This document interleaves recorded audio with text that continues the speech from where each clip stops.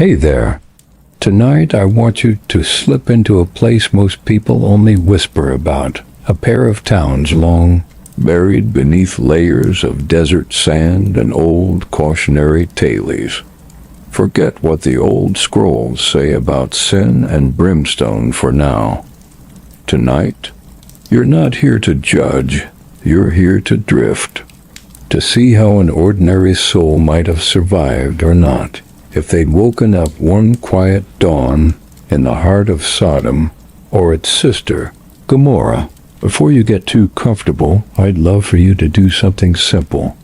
If you find yourself drifting off to these forgotten roads, go ahead and tap that subscribe button. It keeps this little circle of sleepy wanderers a live dot. And if you can, tell me where you're listening from tonight.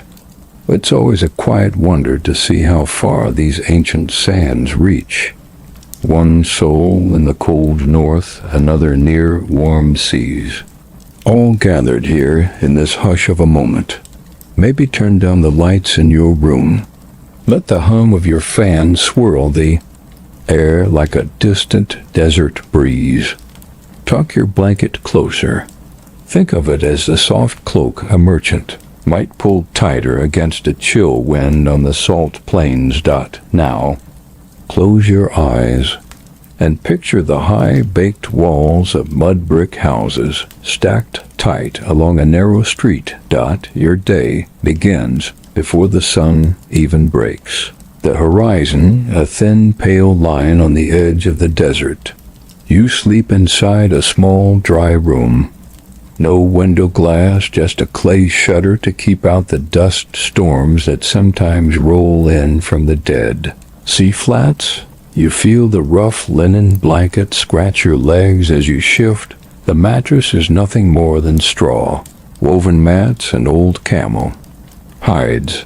It smells faintly of sweat, oil, and a lingering trace of salted fish. Even now, in these dim pre-dawn hours, the air is dry but heavy with the earthy scent of ancient mud walls. You stir because the street beyond your door is never silent. A distant thud of footsteps, early traders, pack animals snorting under the weight of their loads. Someone calls, out in a tongue you can't quite place. Traders from far-off cities. Maybe the dust routes east toward Mesopotamia, or west along the desert's rim. It's not your job to understand every word. You just breathe it in, the sense that this place is a knot where goods, secrets, and stories tangle together under the watchful eyes of elders who make the rules, and break them in the same breath. You reach for a clay jug at your side, water that tastes of stone, stored in an old amphora, sealed with cloth.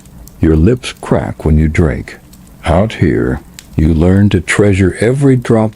You wipe your mouth with the back of your hand. It comes away dry, the taste lingering like sand on your tongue. Somewhere beyond the thin wall, a neighbor stirs. A woman's low voice, then a child's small cry, quickly hushed. But you focus on your own space. A low cot, an oil lamp flickering with the last of yesterday's olive oil. Its tiny flame dances. Shadows onto the pocked clay walls. In the corner, you spot a bundle of your clothes, simple tunics, a belt of braided leather, sandals with cracked soles. Smell faintly of sweat and desert wind, a reminder that your day will begin on your feet, moving with the tide of other bodies through tight alleyways and dusty courtyards. A mule brays somewhere down the street, its harness jingling like tiny bells.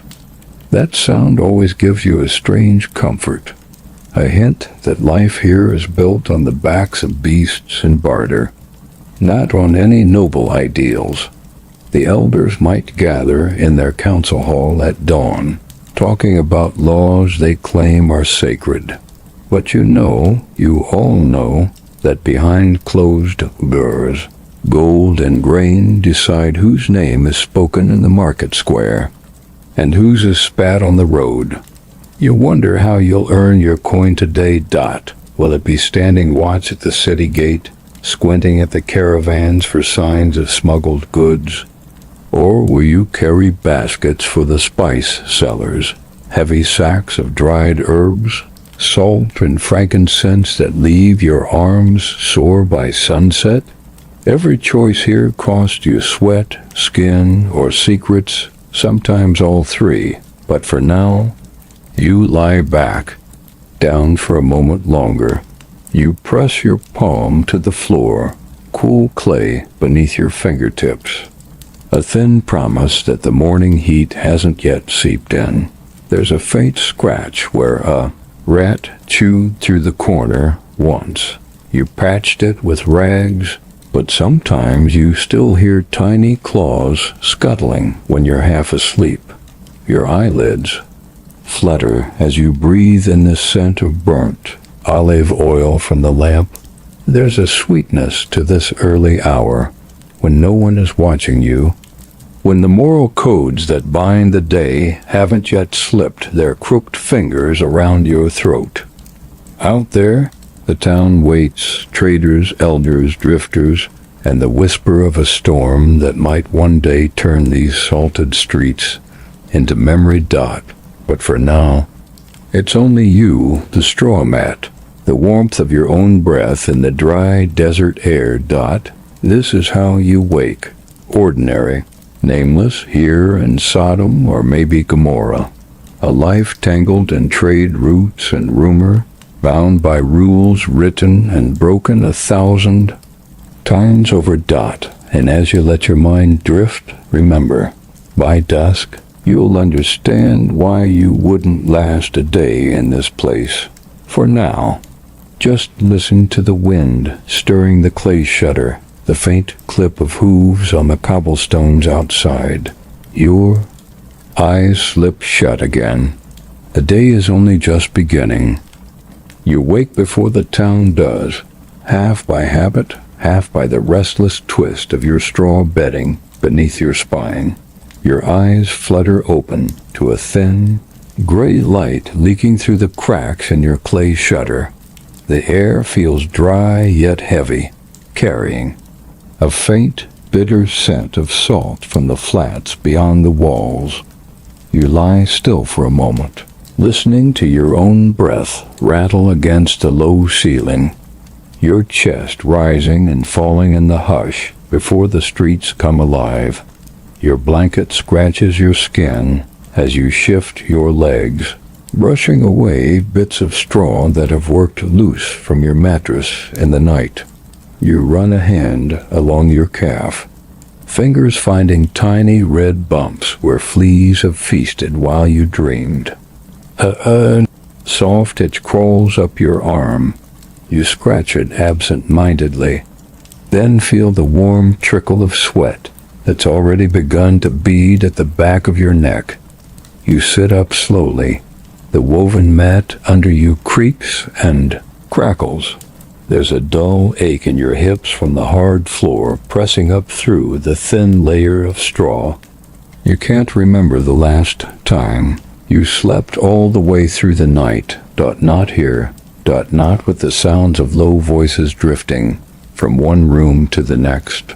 Even in the dark hours, you swing your feet down onto the packed earth. Clings to your soles, sticking in the sweat between your toes. You push aside the blanket, a coarse length of linen patched so many times you can't tell what was original and what was added later. Beside you, a small clay jar sits half buried in the straw. It holds a precious scrap of oil for the lamp when the sun goes down again tonight. You run your thumb over its rim, rough and pitted warm from where your body heat touched it in sleep. The single shutter rattles as a faint breeze pushes through, carrying the sour tang of animals penned in tight yards. You close your eyes, trying to picture the pens just beyond your wall. Goats bleating as someone rouses them for the early trade runs. Chickens scratching at the hard ground. A single donkey braying loud enough to make your shoulders tense. You stand and stretch, spine cracking like a dry reed stalk. The motion pulls the stale air around your chest, and you catch the lingering smell of last night's smoke, a meal cooked over a clay hearth, maybe lentils stewed with brine and scraps of salted fish if you were lucky. Most nights, there's not much left over. You press a hand to your stomach, Dot. It growls low, a tiny reminder that your first bite of the day may be hours away. If you can find something worth trading for, Dot, you shuffle across your small room, stepping carefully to avoid the crack near the door where the clay floor split seasons ago. Dot, your toes bump the edge of an old reed basket. Inside, a scrap of cloth holds what remains of your daily essentials. A chunk of soap so small it's more charm than help. A comb with half its teeth broken. A sliver of resin to chew if your breath grows foul. Your tunic hangs from a peg near the door, rough woven, dusty from the last day's errands.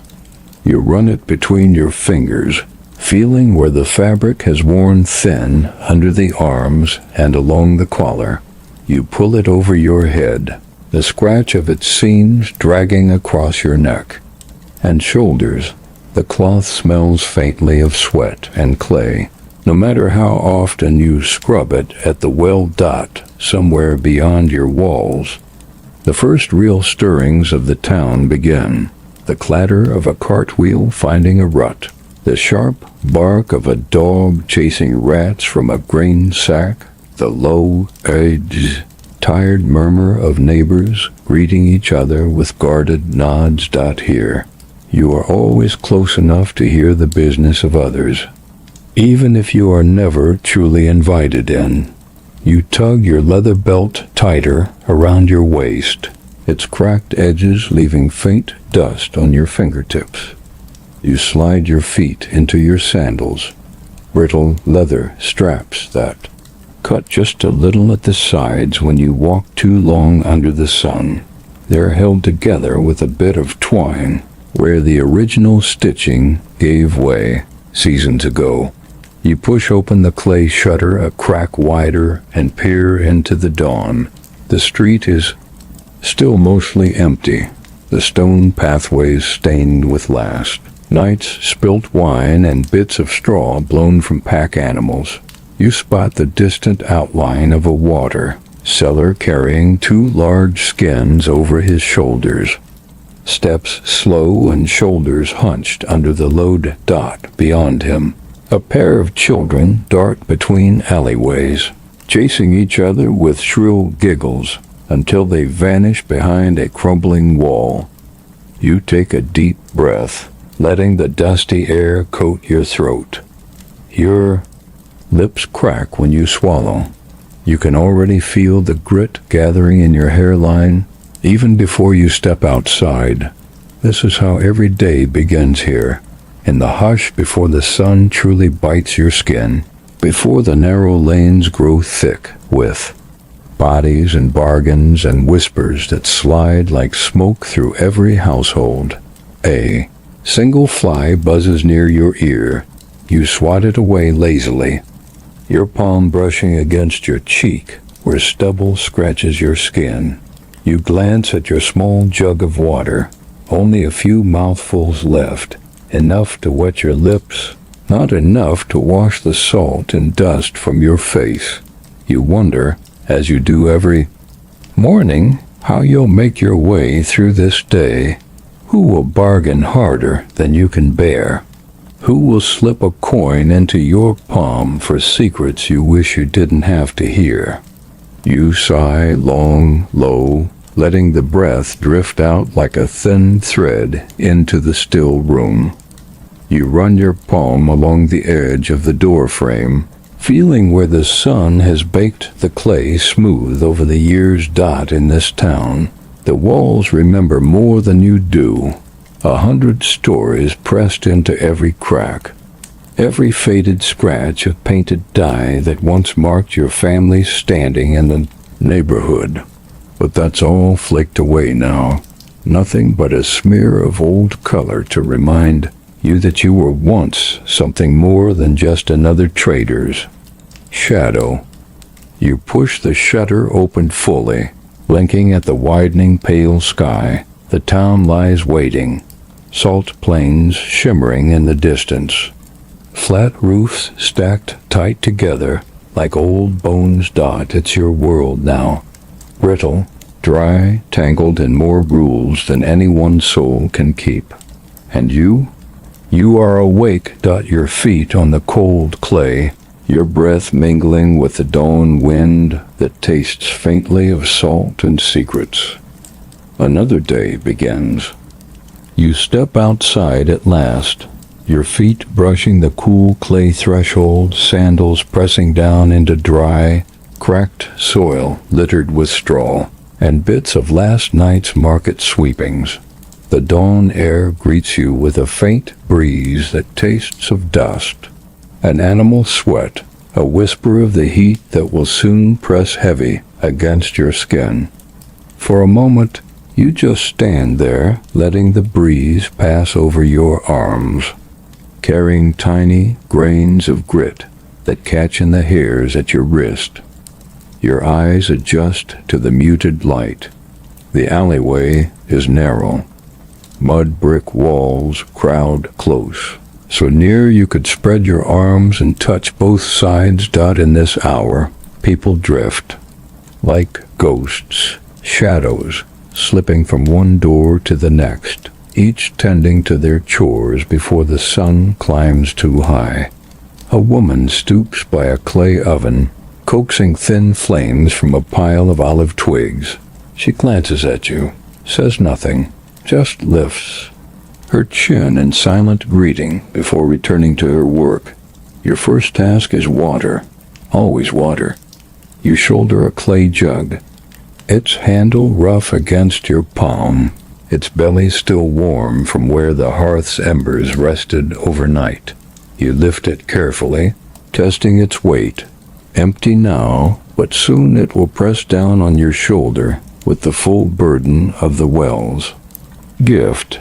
You step around a pile of rotting rushes, someone's failed roof patch, already shedding under the desert wind. The narrow street opens into a wider path where pack animals sway, heads low, eyes half closed in the gentle morning hush. Boy half your height prods a goat toward the communal yard. Barefoot on stones stained dark with yesterday's spills. At the well, you join a handful of early RISERS. An old man with a spine bent like a bow nods as you approach, his hands gripping a frayed rope that dips down into the darkness below. Each pull brings up a leather bucket, dripping cold water into a basin ringed with tiny white salt crystals. You wait your turn, feeling the clay jug's mouth press into your hip. Your eyes drift to the others. A girl balancing her own jug on her hip, staring at you with the suspicion every neighbor here carries. A man spits into the dirt, wiping sweat from his brow. Though the sun's barely risen, you don't speak. No one does. These moments belong to the hush between waking and bargaining, when all you want is enough water to wash your hands, your mouth, and maybe a scrap of your spirit before the days. Deals begin. When your turn comes, the old man gestures with a grunt. You crouch beside the basin, dipping your jug carefully. The water taste of stone and clay, cool but not clean. A single leaf floats at the rim. You pluck it out, flick it into the dirt. Your fingers ache as you lift the full jug, the strap biting into your shoulder. A single drop rolls down your elbow, tracing a path through last night's grime.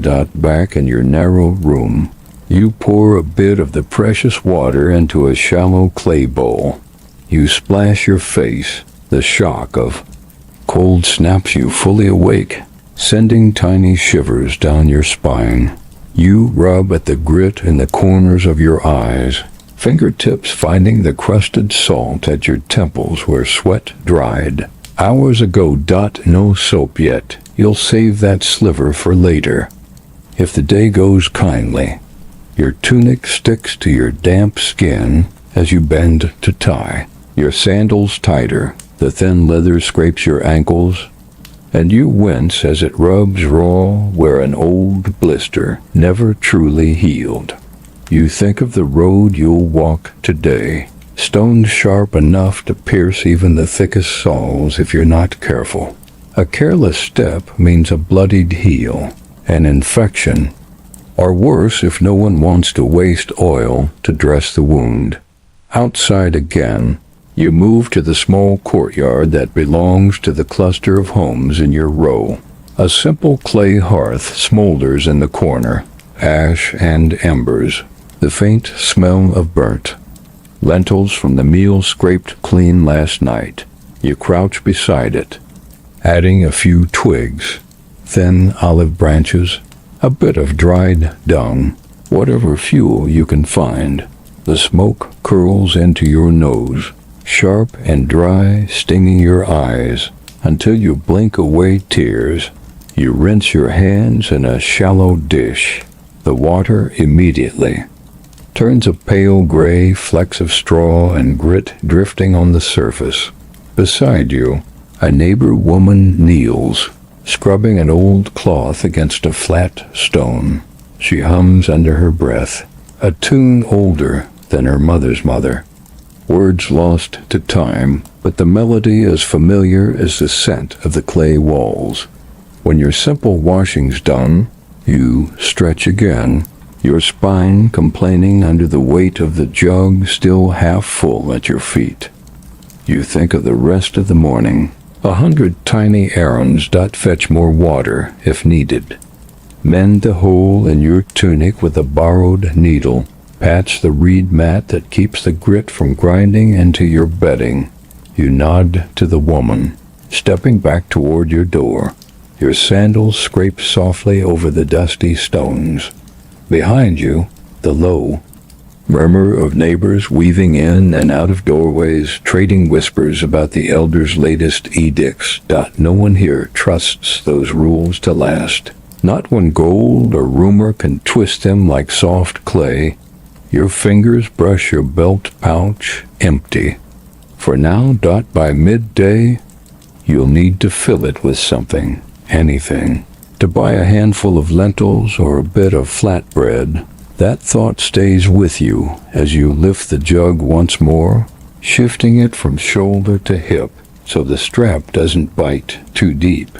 You pause at your threshold, a single heartbeat to breathe in the dry morning air, heavy with smoke, brine, and the faint hint of secrets passed from mouth to mouth in these crumbling lanes. And so your morning tasks begin. Each step a small surrender to this place, this life, a promise that by nightfall the jug will be empty again, your feet sore, your tongue dry, and the walls will still whisper the same half-truths they did the day you were born. You ease back inside your small room, the half-full jug creaking against your hip as you set it down near the hearth. The faint smell of damp clay walls mixes with old smoke and the sour trace of last night's meal, a thin reminder that food here is never guaranteed, and flavor is a gift for those who can barter for better. You kneel by a low reed mat, your table, your seat, your comfort all at once. Beside the mat sits your morning's meager share, a small, round loaf of barley bread, rough and cracked on top like sun-baked earth. It's yesterday's bread, really grown stiff overnight, its crust now hard enough to scrape the inside of your mouth if you bite carelessly. You tear off a piece anyway, working it with your teeth until it softens enough to swallow. The first taste is always the same: dry grit, a faint sourness from old yeast. If you're lucky, the center is less stale than the edges, still faintly spongy where it pressed against a damp cloth in the basket. You glance at that basket, empty now except for a few crumbs and a thin dusting of flour that clings to the woven reeds. You brush it away, pinching what you can into your palm, not willing to waste even that dot outside your open shutter.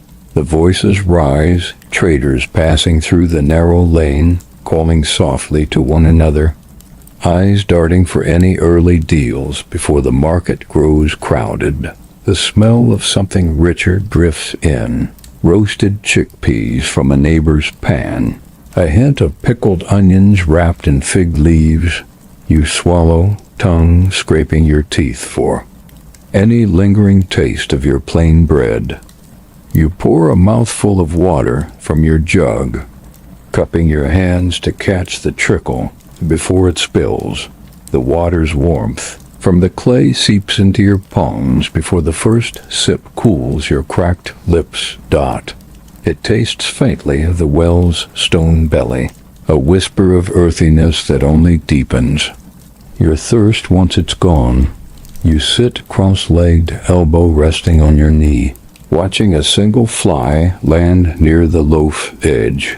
You wave it off gently, not worth losing what little you have over a single speck of filth. Here, a fly on your breakfast is no surprise. The desert air hums with them in the warm seasons, drawn by anything moist, anything that clings to life in this brittle place. A neighbor shuffles by your open door, a girl you know by sight but not by name. She peeks in, eyes catching on your breakfast, nose wrinkling as if to say, better than none. She drifts on, bare feet kicking up small puffs of dust that swirl into the hallway, leaving behind the echo of her quiet footsteps. You glance at your belt pouch again, still empty. No coin to trade for fresh fruit or a sip of wine to cut the salt you taste at the corners of your mouth. In better seasons, you might manage a smear of goat cheese on your bread, something to soften its bite. Today, there's nothing but this loaf, this water, this moment where your stomach complains yet accepts its lot.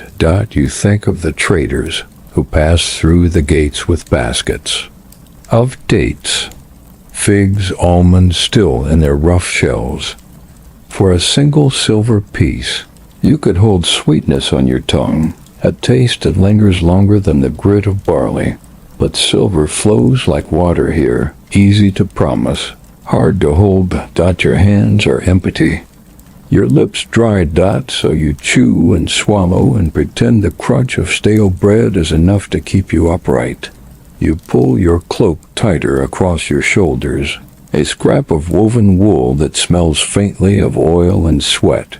Its edges are frayed, the color dulled from too many washings in the same basin where you scrub your skin. You imagine for a moment what it must be like to sit in a larger house. Bread warm from the oven, olives brined to perfection, a pot of spiced lentils bubbling over a clean hearth. A life reserved for those with coins to spare, land to farm, animals to trade. The clay bowl at your side catches a drip of water from your cupped hands. You lean down, pressing your lips to the rim to sip the last drop. It cools the scratch in your throat, but does nothing to hush the grumble deep in your belly. You close your eyes, letting the taste, if you can call it that, fade from your tongue. From somewhere down the lane, the low, warm scent of baking bread wafts by again. thicker now, mixed with the faint tang of oil, heating in a small clay pan. Your mouth waters despite the dry loaf in your hand. Your fingers trace the edge of the bread, thumbs catching on the hard crust. You nibble another bite, careful not to break a tooth on the harder bits near the edge. The morning sun creeps higher through the shutter gap, painting your mat with dusty stripes of gold and clay red. You run, your palm through the patch of light, feeling its warmth sink into your skin. You wonder if the sun feels the same on a merchant's back as it does on yours. Heavy, bright, indifferent. You shift your weight, knees stiff from sitting so long. On the packed clay floor, your bones creak, a reminder that hunger wears you down slowly, not with a single blow, but with 1,000 mornings like this, each one scraping just a little more from your belly, your bones, your hope. You swallow the last bite, brushing stray crumbs into your palm and pressing them to your tongue. No morsel wasted. Not today. Not ever. You gather your cloak tighter, shoulders hunched as you prepare to face the coming heat. Your eyes drift to the basket once more, empty now, waiting for the next offering, the next hope that tomorrow's loaf will be softer, warmer, kinder. You breathe in the faint, stale scent of your small room, the salt plains beyond its walls, the knowledge that breakfast here is not a meal but a mercy, a reminder you are still alive, still waking, still waiting for the world to shift just enough to taste something sweet. You push aside the empty basket and stand, knees stiff, back creaking in protest. Your morning meal did little to soothe your hunger, but you know waiting will not bring more. The sun slides higher through the shutter, its pale glow already hinting at the heat to come. You tug your thin cloak tighter, the scratchy wool catching at the raw spot on your shoulder where your jug strap rubbed your skin bare.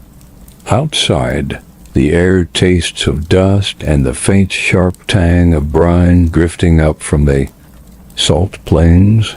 Your sandals slap the packed dirt as you make your way down the alley, jug balanced on your hip, eyes scanning for scraps of wood to gather. Here in Sodom, timber is precious. The land yields little but stones, salt, and stories. A good bundle of dry olive twigs or reed stalks might earn you favor with your neighbors. When the hearth grows cold at night, you pause beside a collapsed wall, its mud bricks crumbling where winter rains washed the mortar thin. A few splintered planks jut out from the wreckage, weathered gray, sharp with dry splinters. You crouch low, careful not to slice your palm as you tug at the loosened ends. One plank comes free, dry and light, its surface rough with splinters that lodge under your nail. You wince, sucking at the tender spot, tasting the faint bitterness of old dirt. The morning air hums with muted voices. A pair of boys chase a goat down the lane, their laughter muffled by the close mud walls. An old woman sweeps dust from her doorway, her broom a bundle of stiff reeds bound with frayed twine. She watches you for a heartbeat, then spits into the dirt, muttering something you can't quite catch. Suspicion is currency here. People trade it as often as silver. Your bundle grows heavy in your arms, planks and sticks, a scattering of dried palm fronds that might feed your hearth for one good meal. The reed mat on your floor will itch your skin again tonight, but at least you'll have coals to push the cold back, if only for a while. You pass through a cramped courtyard where a few neighbors gather. A pair of men squat near a battered clay cistern, patching its cracks with sticky pitch that smells sharp and sweet in the heat. One glances up, squinting through the morning glare. You nod, careful not to meet his eyes for too long. Respect here is a tight dance. Too much staring and you invite trouble. Too little, and you look like you're hiding something worse. Back at your threshold, you drop the bundle of wood by the hearth, dusting splinters from your cloak. Your hands ache already. The cut under your nail throbs. Grit stings your knuckles. Where the planks scraped you raw, you flex your fingers, counting the tiny hurts that build like bricks in your bones. Each one another reason why tomorrow will feel heavier than today. But there's no pause. Your next task waits in the clay. Jars lined up against the back wall. Grain must be sorted. Barley, mostly, though you wish for wheat. You crouch, plunging your hand into the sack, your nails scraping the rough kernels. Tiny stones hide in the grain, waiting to crack your teeth if you're careless. So you sift and hum, fingers working rhythm. Into the day while the street noise drifts in through the open shutter. You think about the market, the noise, the pushing, the eyes always searching for a weakness in your voice or a slip of your hand. You'll go soon enough. Trade these planks. Or carry water for a neighbor with a bad back. Maybe earn a crumb of goat cheese. A strip of dried fig if fortune smiles. But fortune here is fickle. Best not to dream too sweetly while the salt plains still stretch. Emptied beyond your door. You rub your wrist where the clay jug pressed too hard this morning. A faint bruise already blooming under your skin. Yellow and purple like a desert flower. Another ache, another reminder you belong to this place as much as its dust and sour wind do. No coin yet jingles in your pouch. Only the weight of your own sweat, the low thrum of your heart pushing you. Back out into the day. A boy drifts past your open doorway, arms laden with kindling stripped from an old fig tree. He glances at your bundle, then at you, eyes sharp as flint. You nod, pretending not to notice the hint of envy in his gaze. Wood here is worth more than talk. Better to keep your tongue still and your hands busy. You step back out, cloak brushing your calves, eyes squinting at the brightness that blurs the line between salt plains and sky. Somewhere beyond the far ridge, caravans rumble through the desert, their camels burdened with resin, wool, and promises of trade. None of that touches you. Your trade is this bundle of planks. Your work, these small wounds that bloom like salt flowers on your hands.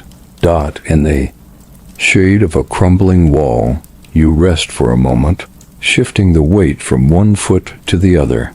A shallow bowl of lentil paste waits in your mind, not yet earned, but dreamed of. Your stomach clenches at the thought, ribs pressing tight under your tunic's thin weave. You stand again, wiping sweat from your brow with the edge of your sleeve. You glance at your jug by the hearth, still a little water left to drink before the sun climbs too high. But first, more work. There is always more. Wood to stack, grain to sort, neighbors to greet with a respectful bow. One slip of the tongue, one sideways glance, and you might find yourself with fewer planks. Tomorrow, fewer crumbs to soften your bread. You take a long breath, tasting brine and smoke on the back of your tongue. Your feet step forward, the same steps as yesterday, the same as tomorrow. Here, labor is not a task to finish, but a tide you never stop wading through, hoping the salt won't steal too much from your bones before the next dawn finds you standing here again. Your feet scrape over the packed clay threshold as you step back outside. The sun now sits higher, throwing its heat onto the mud walls until they warm like old stones, radiating the day's breath onto your shoulders. You adjust your frayed cloak, pulling it tight at the throat, a small, polite gesture that shows respect when you greet someone of higher standing, even here, where morality feels as slippery as the salt underfoot. The rules of respect bind you tight as any rope. A small cluster of neighbors stand near the well at the center of your lane. A heavy clay bucket dips down its dark throat, rope creaking as two young men trade the burden hand to hand. You keep your eyes low as you approach, never looking too directly at another's face unless you want whispers behind your back. Your gaze drifts instead to the pale streaks of salt caked around the well's rim, old residue of the water that feeds this town. A merchant's wife stands at the edge of the circle, her hands wrapped in an embroidered veil that hints at better coin in her household. She glances at you, once, twice, then tilts her chin, the smallest degree acknowledging you.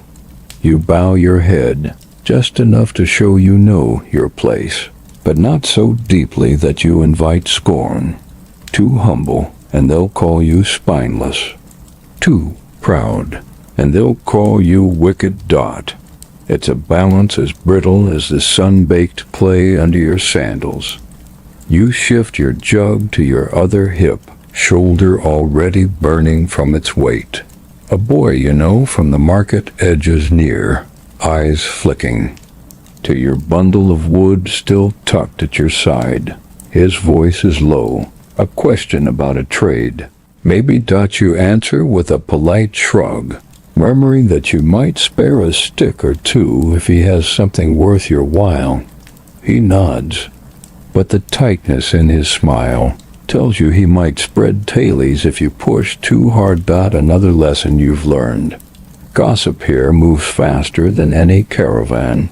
A pair of older men shuffle past, robes dragging the dirt. They speak softly of a neighbor's daughter who angered the local elder by walking too boldly through the square last night.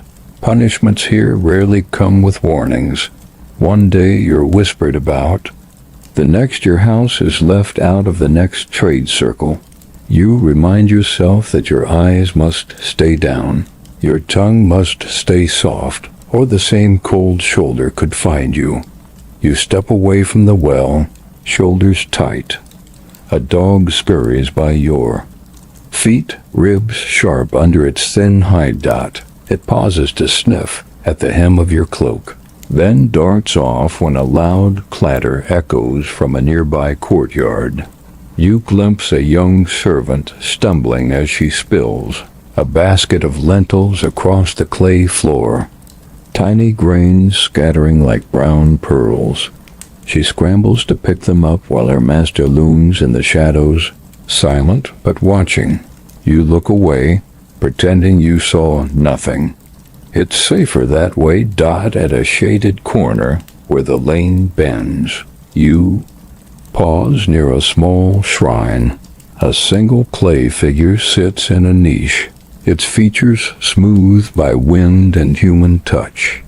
You brush your fingertips lightly across your brow, a gesture of respect, more habit than faith, even here with rules as twisted as the bramble that climbs the courtyard walls. Small rituals hold their own weight. You cross into a busier stretch of alleyway, where traders' wives hang bright cloth from windowsills to catch the breeze. The colorful fabric flutters like signal flags, a quiet boast of whose house can afford imported dyes. You keep your hands at your sides, fingers brushing the coarse weave of your cloak, careful not to snag a corner on the hanging threads. A torn cloth could mean accusations that you touched what you shouldn't, and no coin to pay for it. A neighbor calls your name, voice friendly but eyes sharp. He asks if you've heard about a caravan's arrival at the south gate, new spices, maybe, or precious resin from a far-off trader. You answer with a soft, careful tone, mind racing behind your calm face. A careless word here could stir envy. An eager question could mark you as a thief in waiting. So you keep your phrases bland, your nods shallow, your thoughts tucked deep in your chest. A woman passes you in the lane, balancing a jug on her shoulder, her hair hidden beneath a patterned scarf. She doesn't meet your eyes, but her cloak brushes yours as she slips by, a whisper of warmth in this wary place. You exhale slowly, tasting dust and the faint tang of salted air. So many people, so many glances, each one weighing you like a coin in the scales. At the end of the alley, you step aside for a small procession. 3 elders, cloaks trimmed with fading embroidery, sandals worn smooth as river stones.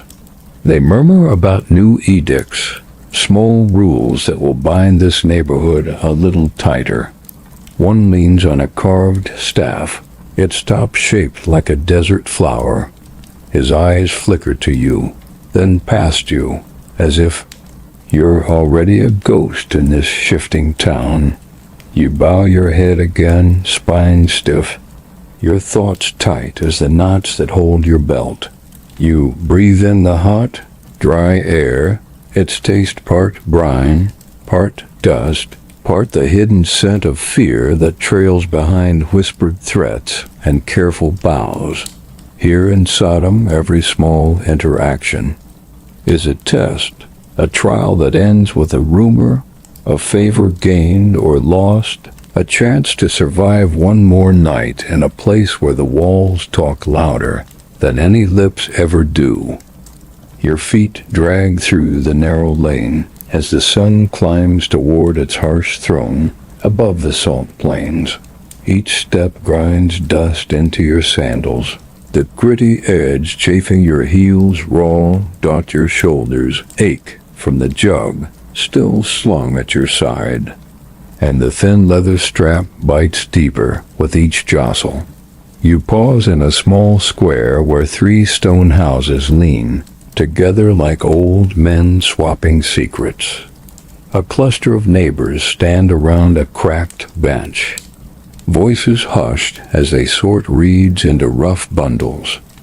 You squat beside them, dropping your load of wood with a sigh that scrapes your throat dry. One man gestures to a loose stack of palm fronds. Your task is clear without a word. You reach for the brittle stalks, fingers splitting old fibers that leave papery cuts on your fingertips.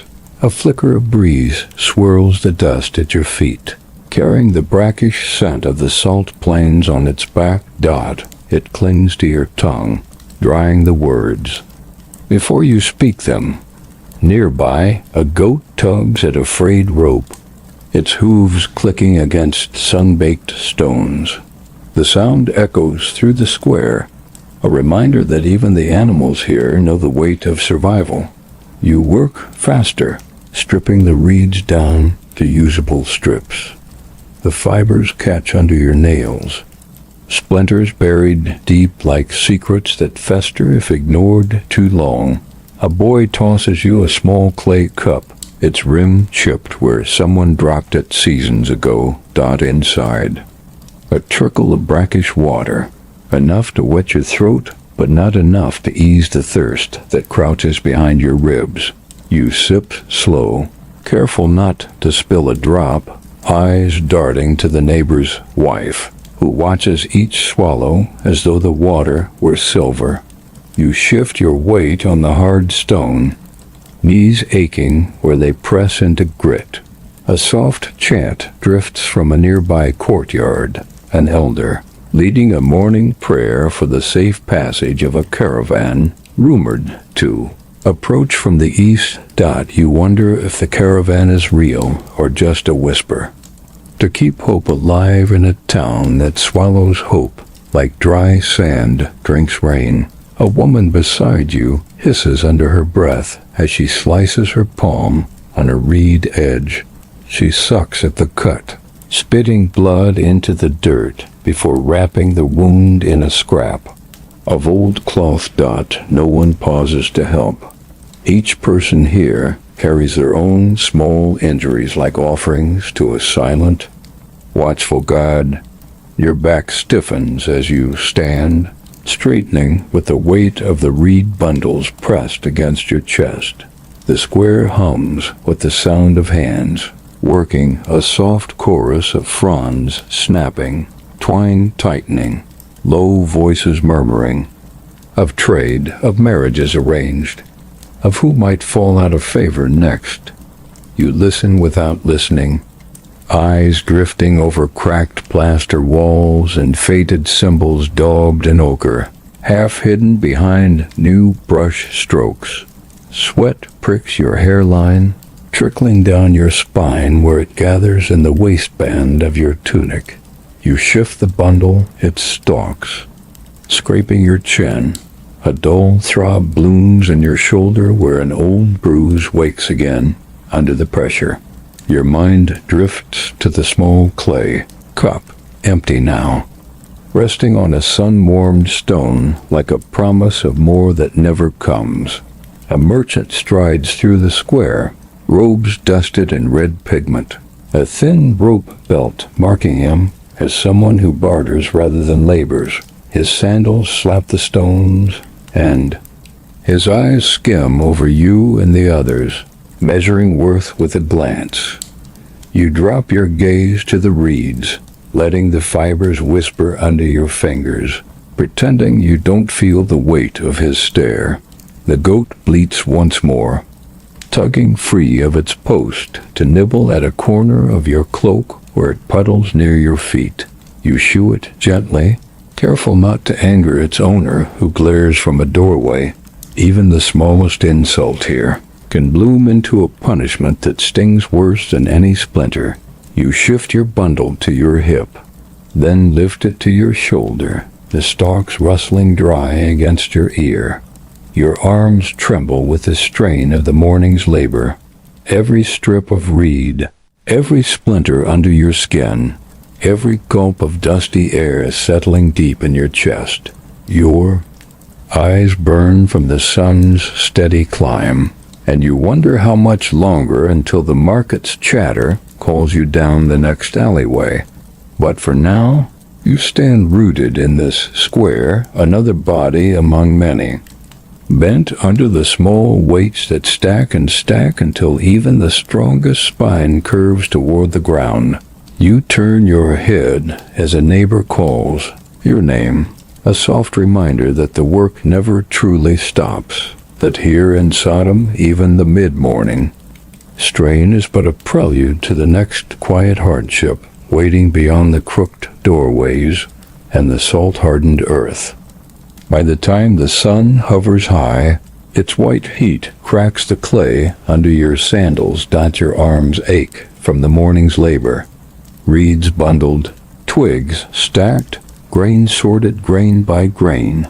You lean your bundle against the rough wall of your dwelling, shoulders sagging under the silent weight of the day so far.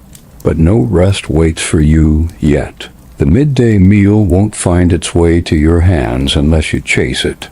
You slip into the market lane, breath already catching in your throat from the smell that greets you, sweat and spices, damp cloth and the tang of animal dung trampled underfoot. Stalls crouch under patchwork awnings, their edges weighed down with smooth stones to keep the wind from lifting them away. Merchants bark soft greetings or sharp demands, depending on how well they believe you can pay. Your eyes flick from stall to stall. You have no coin, only the hope that a favor, a trade, or a shared crumb will quiet the gnawing in your belly. You pass a trader's table stacked with rough bread rounds. They smell stale already, but you can almost taste the chew of the crust between your teeth. You hover just long enough to feel the sting of the stall keeper's stare. A flick of his wrist shoos you off before you dare linger too close. Here in Sodom, hunger is both companion and watchman. Every glance a calculation of what you can risk and what you can't afford to lose. At the edge of the lane, a woman sells a clay bowl's worth of lentils. Her child dozes behind her, head resting on a sack of reeds that might fetch more than the lentils if she haggles well enough. You catch her eye, murmur a soft greeting, and gesture to the bundle of reed cord at your hip. Maybe a trade. She weighs your offer like a stone in her palm, then nods once, sharp and brisk. A small handful of lentils pour into your palm, warm from the sun, but softer than the emptiness they replace. You slip behind a leaning wall, crouching in its thin shade.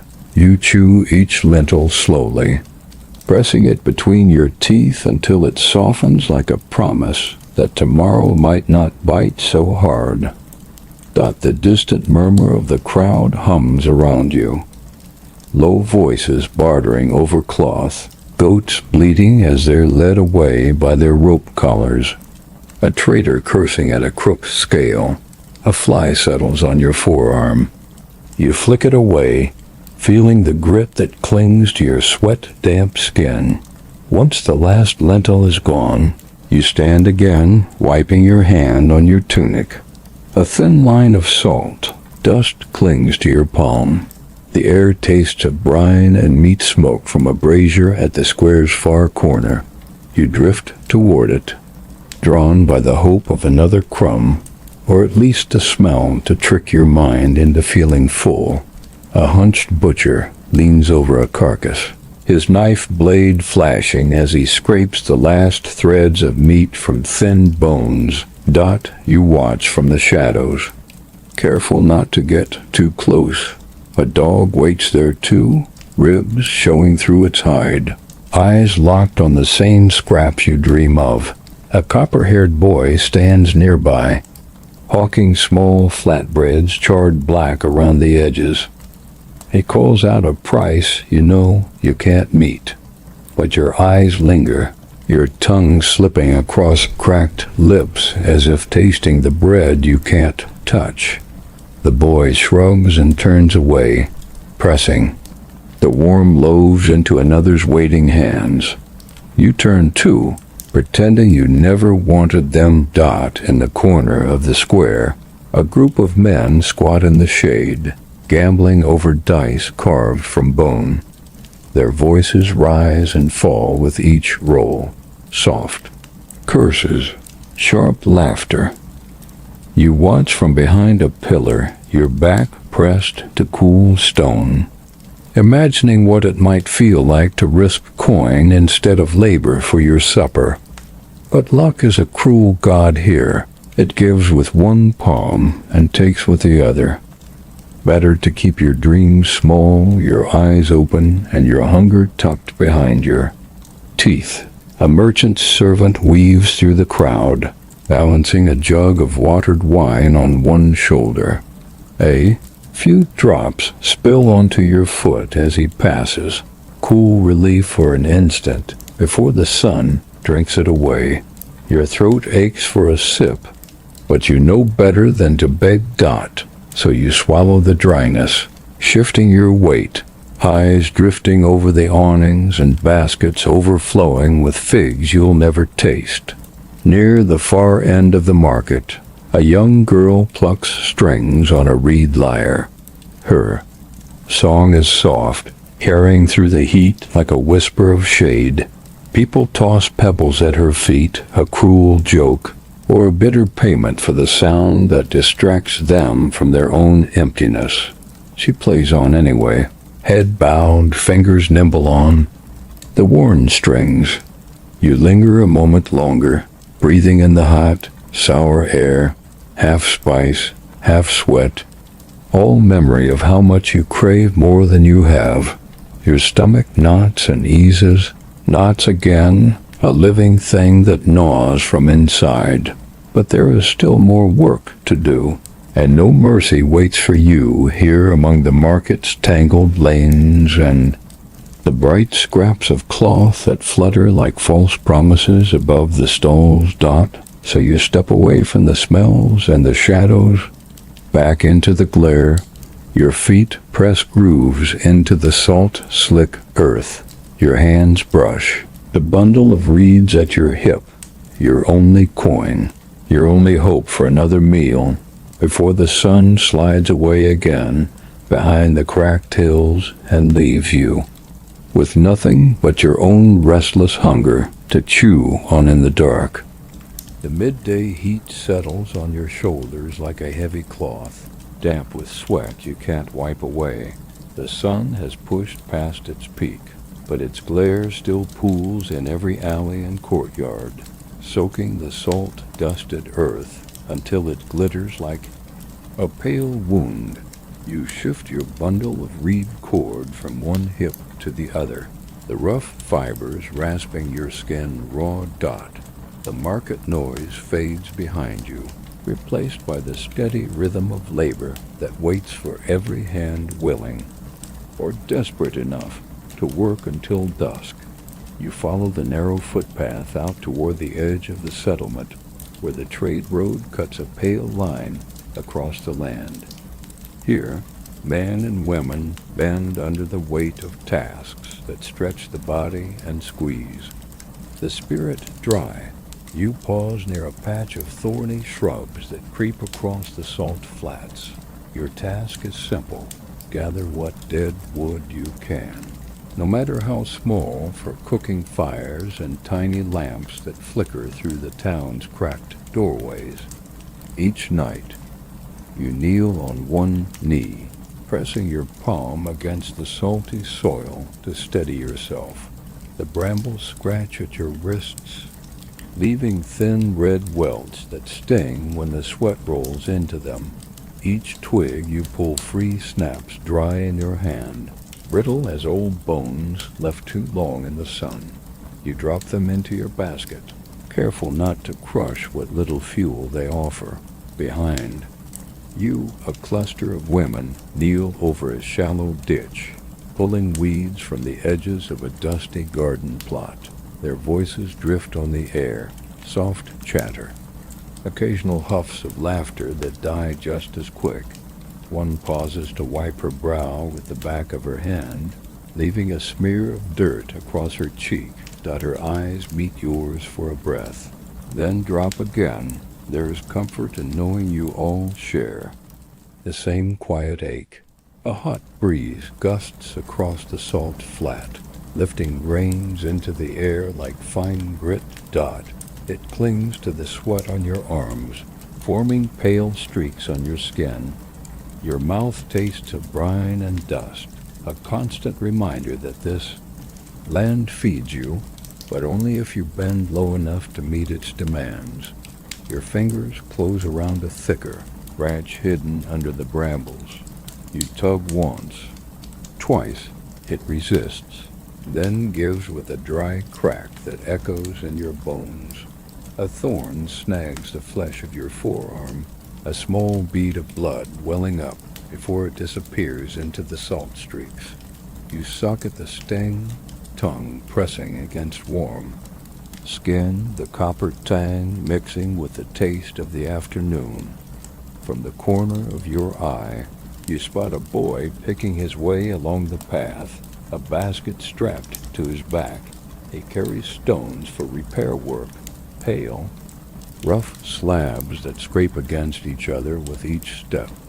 His shoulders slump, small and narrow under the load, but his eyes stay bright, darting over the horizon as if looking for clouds that might never come. You shift your basket onto your back, the reeds biting into your collarbone. Each step through the brittle scrub pricks your ankles. thin spines poking through worn sandals. A sharp sting blooms under your heel, a splinter or a pebble lodged tight. You limp for a moment, then keep moving. The work doesn't wait for your pain to ease. Up ahead, two older men repair a sagging section of mud brick wall. They slap wet clay into cracks with flat hands, smoothing the gaps until the sun can bake them solid again. One pauses to stretch his back, sweat darkening the edges of his tunic. You nod as you pass, a quiet greeting, nothing more. He nods back, the lines around his eyes deep as the ridges. In the clay dot, you find a small patch of shade under a leaning fig tree, whose leaves tremble in the faintest breeze. You crouch there for a moment, basket at your feet, breathing in the dusty sweetness of the half-ripe fruit above your head. You can almost imagine the taste on your tongue, soft, fleshy, full of warmth. But the fruit is too high, guarded by twisting branches and the watchful eyes of a neighbor's wife who stands nearby, arms folded, making sure no one takes what hasn't been offered. You stand again, knees popping in protest, and follow the footpath back toward the well. A faint hum reaches your ears, the buzz of flies circling a patch of animal dung left to bake in the sun. The smell mingles with the salt air and the dry scent of old wood stacked along the path. Every breath reminds you that life here tastes of sweat and brine and the promise of more work before sleep dot at the edge of the road. A man leans on a rough-handled shovel, his hair plastered to his brow. He digs shallow trenches to drain runoff from the scant rain that sometimes blesses these plains. The soil crumbles dry. Between his fingers, a prayer for water that may never come. You offer him a nod, you're shared.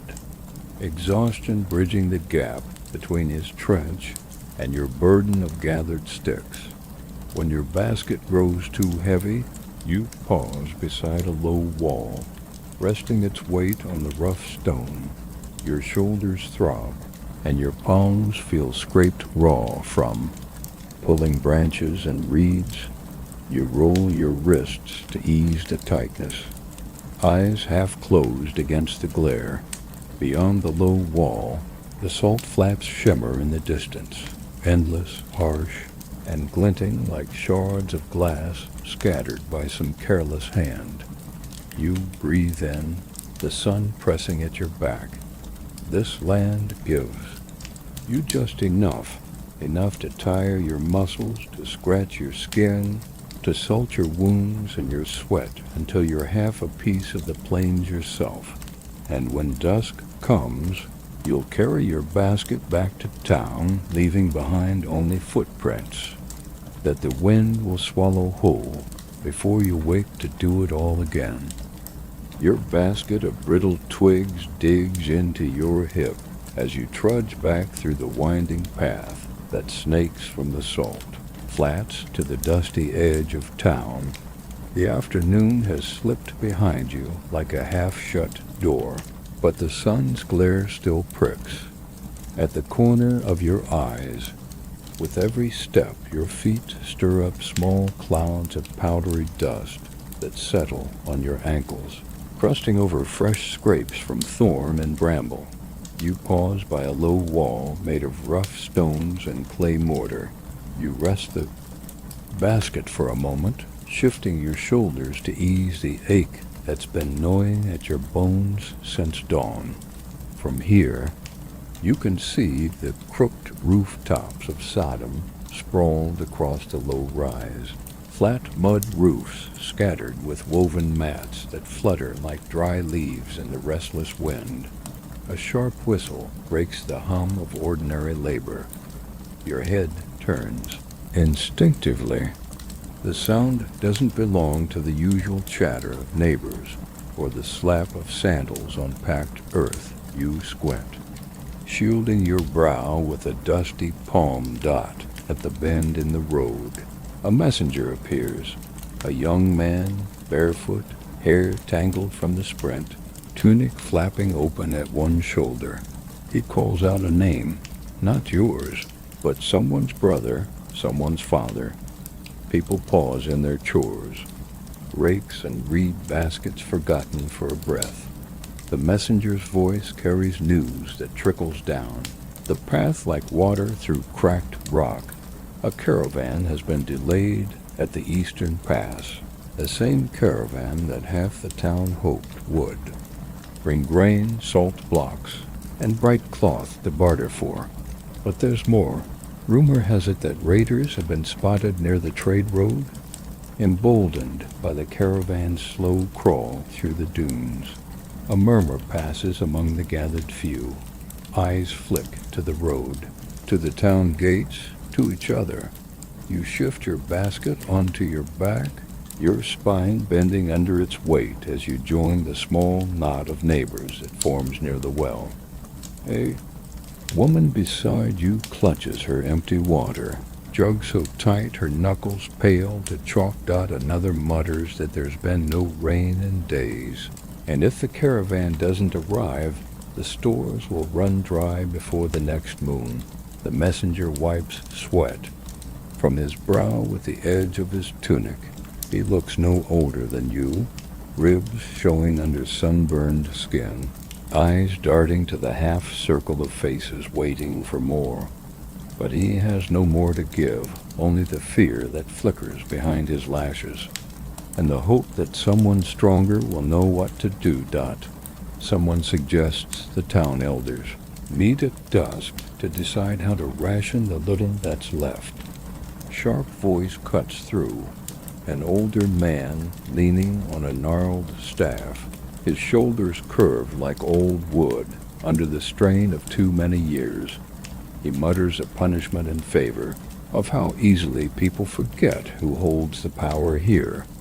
His words slip like oil over your ears, vague threats, wrapped in talk of codes and rules older than the stones that hold the houses upright. You glance away, eyes catching the edge of a cracked clay wall where a child sits perched like a small bird. He swings his legs, humming to himself, blissfully unaware of the unease swirling beneath him. His mother stands nearby, hand-fisted in the boy's tunic, ready to snatch him down if the crowd shift too close. A soft gust of wind blows from the east, carrying a faint, sour note, the scent of scorched brush or a distant cooking fire. You taste it on your tongue, the bitterness mixing with the salt that clings to your lips. For a moment, the world feels too still. The birds gone silent, the dogs that roam the alleys nowhere to be heard. Your heartbeat flutters under your ribs like something trapped. Neighbor bumps your shoulder as he turns away, muttering that nothing ever changes here, hunger, rumors, and the weight of waiting for what may never come. You nod, though he's already gone, slipping down the path toward the narrow street. That cuts behind the grain storehouse. You hoist your basket again, arms trembling from fatigue, the dry twigs rattling like brittle bones inside. The crowd thins as quickly as it formed. One by one, neighbors drift back to their chores, water to draw, animals to pen, fires to feed. Even in the face of rumor, life here doesn't pause for long. You let your gaze rest on the horizon, the pale smudge where dunes roll away into the dusk.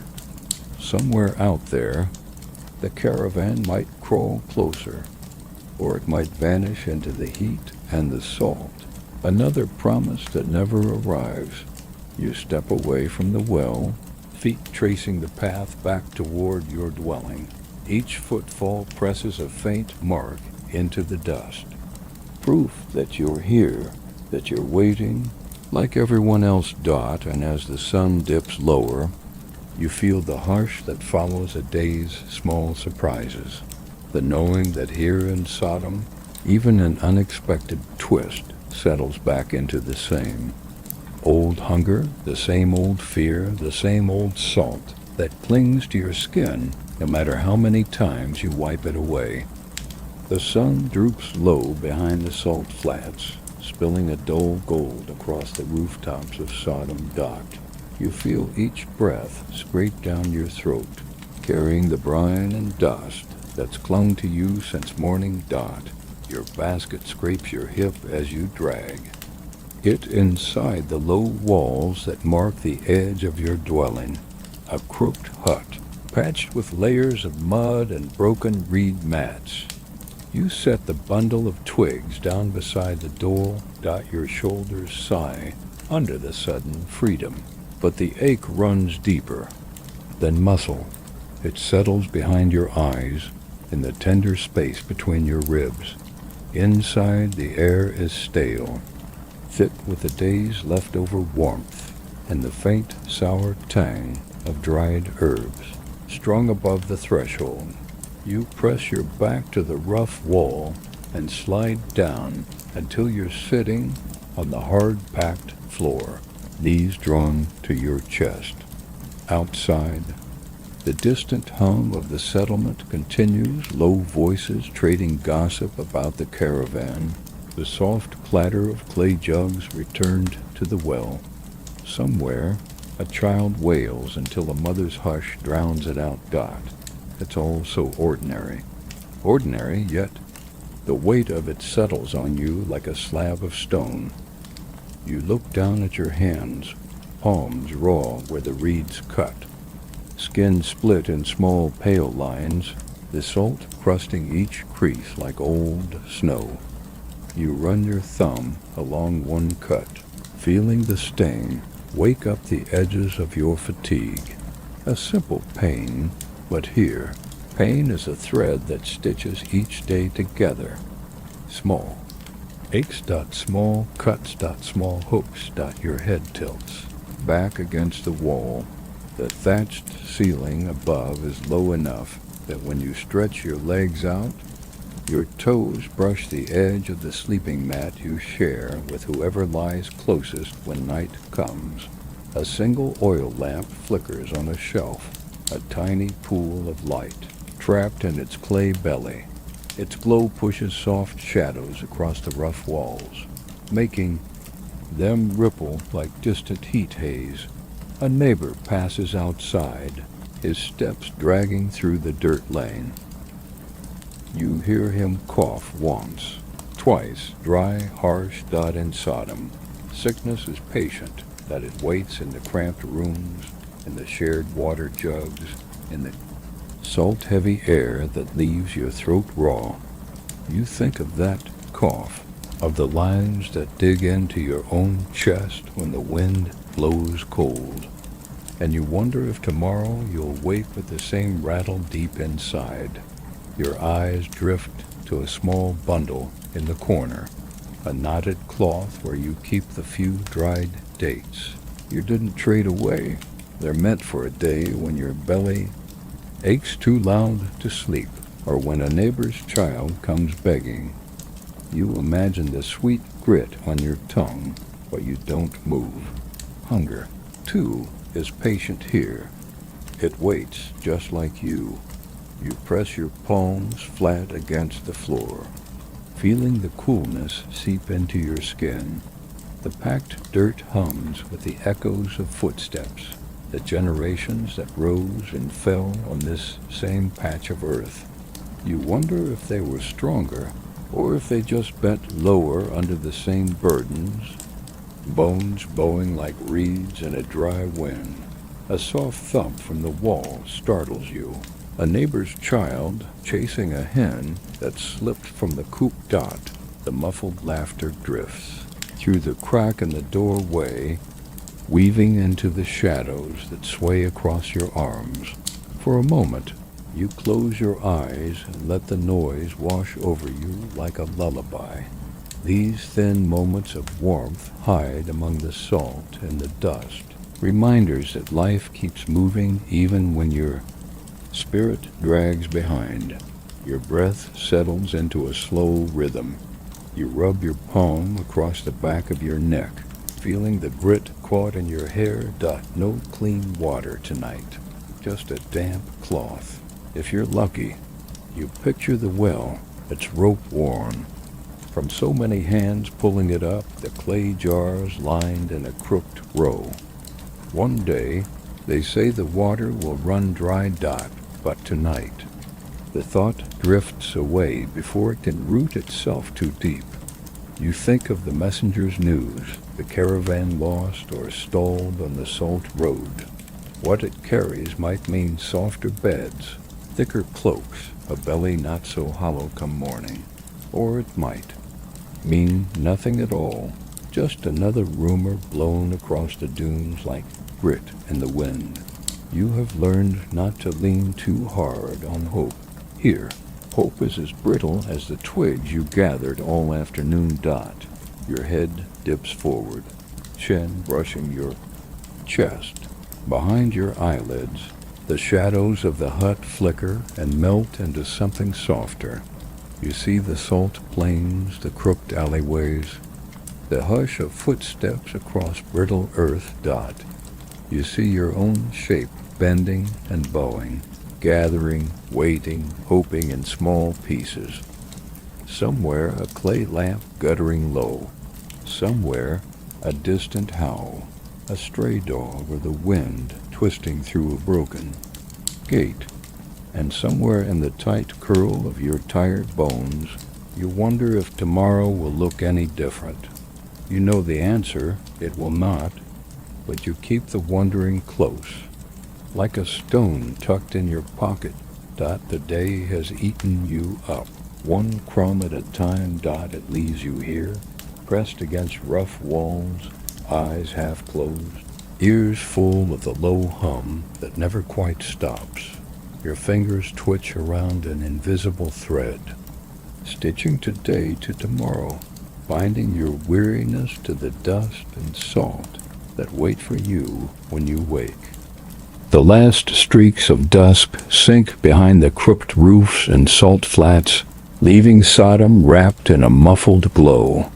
You breathe in the faint drift of smoke from cooking fires, mingled with the sharper tang of burning reeds. The oil lamp beside you flickers low, its soft halo barely touching the shadows that spill from the corners of your cramped room. Your fingers trace the rim of a chipped clay bowl resting near your feet. Inside is tonight's meal, a thin stew, more water than substance, its surface slick with droplets of fat. You dip a piece of rough bread into the lukewarm broth, feeling the crust go soft before you lift it to your mouth. The taste is bland, salty, a flavor that clings to your tongue, like the grit under your fingernails. You chew slowly, savoring each swallow more out of habit than satisfaction. This meal is a ritual, one that marks the slow unwinding of your day's labors. A neighbor's voice drifts through the thin wall, a low murmur mixed with the occasional click of clay pots stacked away for the night.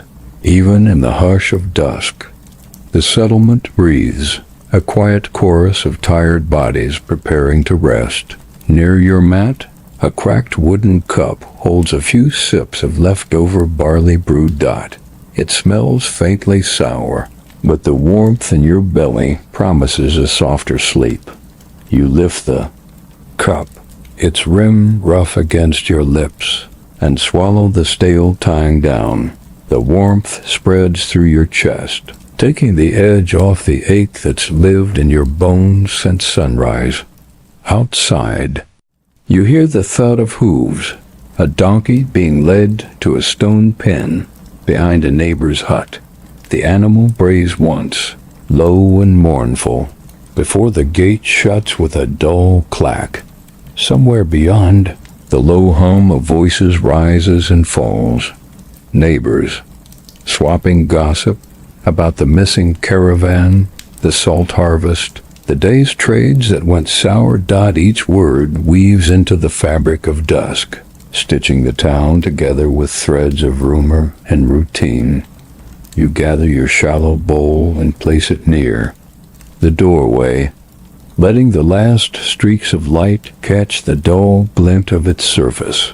A fly buzzes close, drawn to the scraps left behind. You shoo it away with a flick of your hand, feeling the rush of air against your palm. Even the smallest intruder feels like too much weight when your body is this tired. With slow movements, you push yourself up from the hard-packed floor and step outside. The air has cooled, though the heat still clings low along the ground, trapped in the cracked clay beneath your feet. You glance down the narrow lane, a row of dim doorways, shadows shifting behind reed curtains as families settle in. Lanterns flicker like fireflies caught in clay jars, their light softening the edges of rough walls and broken stone steps.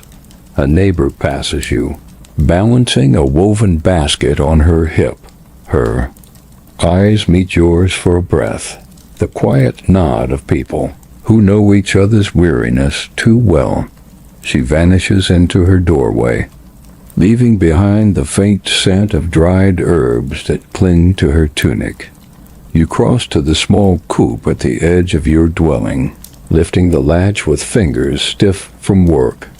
Inside, a single hen rustles among dry straw. You reach in, fingers brushing the warm curve of a fresh egg tucked beneath its feathers. Tonight, you'll save it a small promise of a better breakfast when dawn comes crawling back. Back inside, you drape a rough cloth over the tiny window that lets in the desert. Weaned. The cloth does little to block the drafts, but it softens the night's touch on your skin. Dot in the far corner. Your mat waits, a bundle of reed and straw that scratches at your shoulders when you lie down, but holds just enough warmth to keep the chill from your bones. You light another small oil lamp and set it near your sleeping place. Its flame trembles as you lower yourself onto the mat, knees cracking softly. You wrap your thin blanket tight around your shoulders, pressing your cheek to the scratchy weave. Dot. The warmth that creeps in is fragile but welcome, a hush that settles your heartbeat into a slow, steady rhythm. Through the walls, you hear the echo of distant voices, a neighbor whispering a short prayer, a child coughing, the quiet drip of water from a clay jug. These sounds float like ghosts around your room, reminders that in Sodom, even the dusk carries echoes of the day's burdens. You close your eyes for a moment, picturing the salt flats beyond the settlement. The wind sweeps across them in low, mournful sighs, swirling grit into shapes that dance and fade like fleeting dreams. Out there, the night holds secrets, but inside you hold only this small corner of warmth. Your breath threading softly through the hush. Dot. Your mind drifts to old tales, warnings whispered by elders about the price of life, lived too boldly in these streets. Dot. About harsh rules that bind you tight to this soil. But tonight, those stories feel like drifting smoke. They slip through your thoughts, leaving behind only the steady thrum of your pulse. You exhale, letting the last bits of tension unravel from your shoulders. A single star glints through a crack in the thatch above. You, blinking like an eye that's watched these dusk rituals for countless years.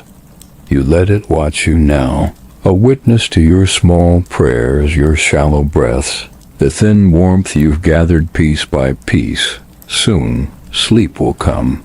But for now, you lie quiet in the hush, the taste of salt still on your tongue, the scrape of straw against your neck, the echo of your neighbors breathing in their own dark corners. Tomorrow waits at the edge of the night, But tonight, the dusk wraps you in its brittle embrace, and you drift just close enough to dream. The oil lamp beside you flickers low, its tiny flame a last, stubborn breath against the thickening dark. You listen to the quiet of your hut, the reed walls sighing when the wind rolls over them in slow, restless waves. Your body sinks deeper into the scratchy mat, each straw pressing into your shoulder blades like a map of the day's labors etched into your skin.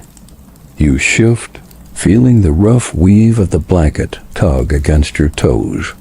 A draft leaks through the cracks in the mud wall, slipping under the cloth you nailed over the tiny window dot. It brushes your cheek, cool and sharp, but your eyelids are too heavy to flinch. You breathe in the stale air, scented faintly with ash from the burned twigs you gathered and the musty trace of old straw that lines the wall's dot in the corner. Your few possessions sit in quiet lumps, a chipped bowl, the cloth bundle with your leftover dates, the battered reed basket you'll carry again when dawn pries you from this fragile nest. You trace their shapes in your mind, counting them, as if each is a bead on a string that binds you to tomorrow. A thin thread of warmth pools in your chest when you remember the egg you tucked away, safe in its shallow bowl for the morning. Small hopes, little bargains you make with sleep so it will come easier. You roll onto your side, knees bent, blanket tucked high under your chin. In the flicker of the dying lamp, you watch shadows crawl along the wall, gentle beasts made of smoke and stone, pacing their circle until they fade into the corners. Your breath slows to match their drift. The hush of the settlement seeps through the cracks. A dog's distant bark, a mother's lullaby carried on the wind, the brittle rustle of a neighbor's straw mat as they settle in too. Your neck itches where a flea found its way under the blanket's edge. You scratch absently, nails brushing over old bites that never quite heal. The discomfort is familiar, a reminder that the salt and the dust cling to you here, even as you drift. Somewhere in your mind you imagine washing it all away in the spring's cool stream. But the stream is 2 days' walk from here, and in this place, water is too precious to dream of in such careless ways. You whisper a short prayer under your breath, not to the thunderous gods the elders speak of in their stern, echoing voices, but to the small corners of the night that might carry your hopes farther than you can walk. You ask for your straw mat to stay dry when the rains come, for the salt not to dry your lips so deep they crack, for your neighbor's cough to fade before it finds your lungs. The oil lamp sputters and flickers out, leaving behind the soft glow of an ember that will die before dawn. Your eyes blink open in the dark, tracing the memory of where the walls should be, where your basket leans, where the hen coop sits outside, sheltering tomorrow's egg. You close your eyes again and see it all clearer than the room itself, the outlines of your small life, sketched in salt and dust, held together by hunger and the promise that you'll rise again come morning. A distant voice hums a tune, maybe a lullaby, maybe just the wind twisting through broken clay. It's hard to tell which. Your breath slips into the same rhythm, each exhale soft as sand running through your fingers.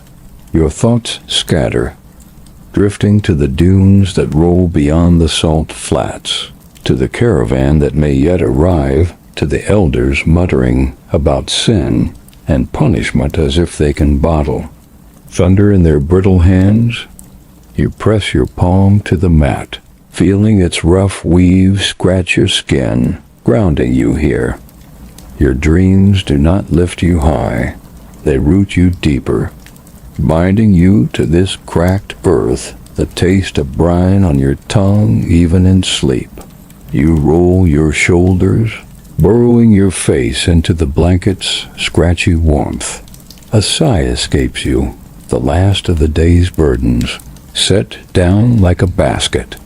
At the edge of a road, you imagine dawn as a slow bloom on the horizon, pale light creeping over the salt, nudging the huts awake one by one. You'll feel your bones creak as you rise. You'll taste yesterday's sweat on your lips. You'll pull on the same tunic, gather the same brittle twigs, share the same nods with neighbors whose eyes mirror your own weariness.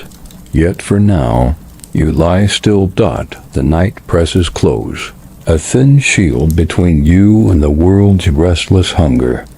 Your hand curls around the blanket's edge, anchoring you to this quiet moment. Tomorrow has no shape yet, only this, the hush of your heartbeat, the faint rasp of straw against your ear, the pulse of your breath weaving in and out of the dark.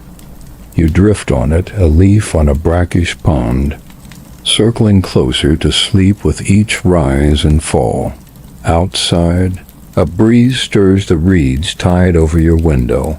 They rustle like dry paper, like old secrets whispered in a tongue you'll never know. You smile at the thought, your lips dry, your eyes heavy. Here you are small, and the night is wide, and the salt flats wait, patient as ever. Soon the dark will swallow the last ember. Soon you'll wake again to the taste of salt, the rough mat under your skin, the distant hum of people who do not last a day but rise anyway. For now, you rest, a single thread in this old, brittle cloth, drifting into the hush where sleep waits. The night folds itself tighter around you, each breath of desert wind slipping through the reeds like a whispered promise. Your eyes flutter open and close, heavy with a day's weight you can no longer feel. In the dark, the walls of your small hut seem to drift away, just shadows now, wrapped around your weary limbs like an old cloak. Somewhere far across the salt flats, you think you hear the sigh of the wind dancing over cracked earth. It sounds almost like a voice, distant, patient, ancient. You let it hum in your ears. As you nestle deeper into your mat, the straw shifting with each heartbeat. There is a hush here, thick as smoke, but softer than any blanket you've owned.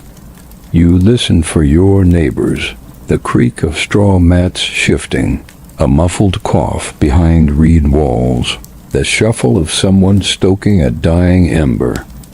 You imagine them lying much as you do, wrapped tight against the night's restless breath, dreaming of things that slip through their hands come dawn. In this town of crumbling mud and brittle salt, your dreams are no different. Small, fleeting, enough to keep you tethered when the desert would rather carry you off in pieces. A memory drifts across your mind, the way the market smelled this morning, sweat and warm bread, brine and dust. You remember the pinch of a coin in your palm, the itch of coarse fabric at your neck as you bowed to a neighbor whose smile you did not trust. You remember the ache in your shoulders as you bent to lift a water jug, its rim cracked, the clay warm from the sun's glare. Now, those aches fade like footprints in dry sand. Your fingers curl around the edge of your thin blanket. It scratches your wrist, a texture you know as well as the lines of your palm. You shift onto your back, eyes half closed, tracing the shape of the thatch roof above you in your mind, a patchwork of reeds and twine that barely keeps the wind at bay. A gap here, a slip of moonlight there, a star winking at you as if to say yes. You are still here, still part of this brittle world. Your heartbeat slows with each shallow breath. You can almost feel the salt clinging to your skin, to your hair, to your dreams themselves. No matter how many times you wash, if you're lucky enough to wash, the grit remains, a reminder that you belong to this land as much as it belongs to you. A reminder that tomorrow you will rise. Step into the same cracked sandals. Face the same sour rumors and brittle glances. But for now, none of that matters. A faint rustle outside. Maybe a stray dog nosing for scraps. Maybe a hen shifting on her perch in the coop you secured with an old rope. You picture the egg waiting for you at dawn. One small promise that the day might greet you kindly. One small bargain struck in the hush. Before sleep, your shoulders sink deeper. The straw mat scratches, but you no longer mind. The briny taste at the back of your throat, the itch of a flea that never quite leaves. They are old companions, drifting with you toward the place where your mind loosens its grip. You think of the salt plains stretching. Beyond Sodom's edge. In the moonlight, they shine like a pale sea that swallowed itself long ago. Some say it will swallow this town too.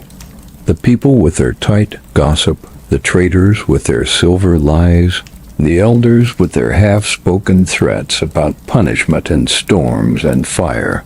But those threats do not follow you here.